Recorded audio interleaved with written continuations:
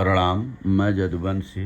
रीढ़ की हड्डी मेरे टूटे हुए हौसले के पर निकलते देखकर उसने दीवारों को अपनी ओर और ऊंचा कर दिया।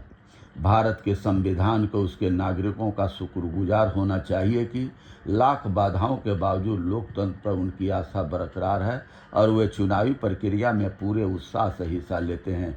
गरीबी, अशिक्षा, व्यवस्थापगत भ्रष्टाचार के बावजूद जब वे भारत के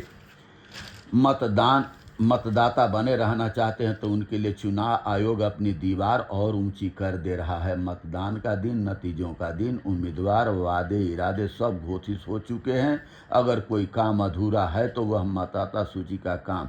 चुनाव आयोग की वेबसाइट पर त्रुटि हो जाती है। वह त्रुटिवश केरल भाजपा की मुहर के साथ अपना पत्र जारी कर देता है।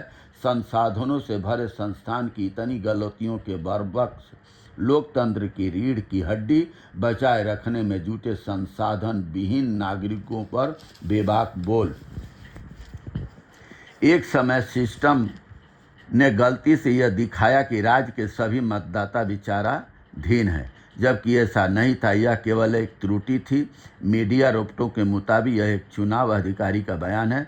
पश्चिम बंगाल, केरल सहित 5 राज्यों में जो अप्रैल में चुनाव होने हैं, नेताओं को टिकट देने व नामांकन की प्रक्रिया शुरू हो चुकी है।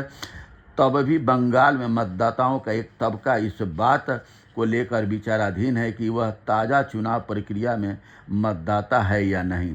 आरोप है कि बंगाल में मतदाता सूची के विशेष गहन पुनरीक्षण के बाद लगभग 60 लाख नामों को मतदाता के रूप में उनकी पात्रता की जांच के लिए अलग रखा गया। ये राज्य के कुल मतदाताओं का लगभग 8.5% हिस्सा है। मौजूदा तारीख का मतदाता सूची में इनका दर्जा बतौर विचाराधीन है।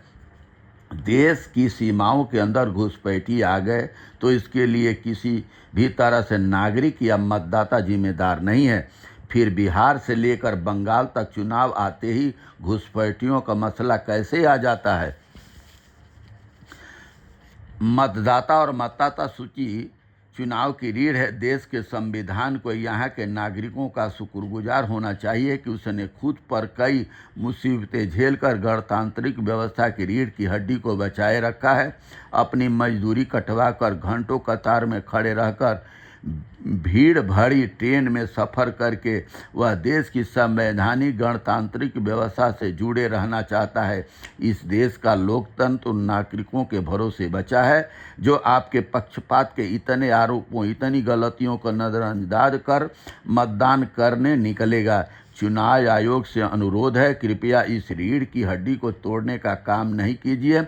गलतियां थोड़ी कम कीजिए। आपकी गलतियां लोकतंत्र की रीढ़ पर भारी पड़ती है और बाबा साहब अम्बेडकर ने जो संविधान बनाया उसको छिन्न भिन्न वर्तमान सरकार कर रही है और ये राजशाही के तरफ, तानाशाही के तरफ सरकार और सरकारी संस्थाएं भी हैं। चुनाव आयोग हो चाहे सुप्रीम कोर्ट हो, सब उसी तरफ बढ़ रहा है और सारी संस्थाएं इस तरीके से होते रही। आरएसएस के इशारे पर सारा काम हो रहा है। बहुत बहुत धन्यवाद। नमस्कार, प्रणाम।